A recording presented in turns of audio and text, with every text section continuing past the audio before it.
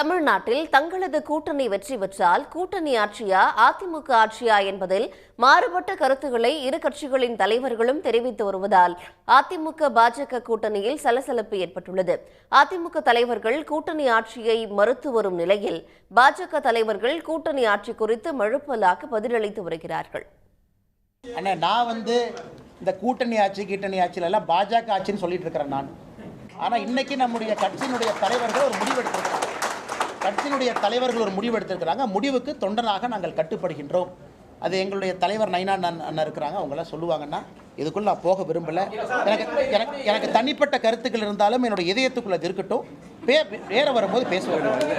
இருப்பிடத்தை தக்க வைத்துக் கொண்டு இருப்பதை காட்டிக்கொள்ள கருத்து சுதந்திரத்தின் அடிப்படையிலே கருத்து சொல்வதை நாம் கவனத்தில் எடுத்துக்கொள்ள வேண்டியதில்லை. புரட்சி தமிழக எடப்பாடி தலைமையிலே தான் அண்ணா திராவிட முன்னேற்ற கழக ஆட்சி மலரும். புரட்சி தமிழக எடப்பாடி தலைமையிலே தான் மகத்தான கூட்டணி. அப்ப அண்ணாமலை சொல்ற 2:1 சொல்றாரு. அப்ப கூட்டணி ஆட்சியில நீங்க பங்கு பெறீங்களா? ஐயா, இப்ப எங்களோட இலக்கு என்ன தெரியுமா? 26 தேர்தல்ல எங்க கூட்டணி அதிகமான எண்ணிக்கையில உள்ள போகணும். திமுக கவர்மெண்ட வீட்டுக்கு அனுப்பணும். நாங்க மந்திரி சபையில பங்கேற்கிறீங்களா? ஆட்சி அமைச்சோன்னு உங்களுக்கு நாங்க பதில சொல்றோம். நீங்க அதை பத்தி எல்லாம் கவலையப்படலாம்.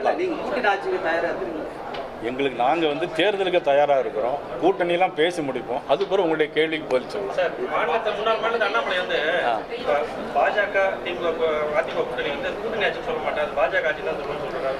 அதாவது ஒவ்வொருத்தருடைய பார்வையில் ஒன்று இருக்கும், ஒவ்வொருடைய பார்வையில் ஒவ்வொருடைய வித்தியாசமா இருக்கும்.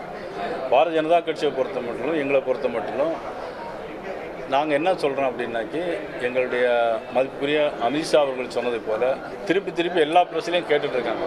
அதனால் இன்றைக்கி நான் கடைசியாக சொல்லிடுறேன் உங்களுக்கு, எங்களுடைய கூட்டணியுடைய தேசிய ஜனநாயக கூட்டணியுடைய தமிழ்நாடு தலைவர் திரு EPS அவர்கள் முதலமைச்சர் அவர்கள் என்ன முடிவு எடுக்கிறார்களோ. உடனுக்குடன் செய்திகளை தெரிந்து கொள்ள சன் நியூஸ் பெல் ஐகானை கிளிக் பண்ணுங்க.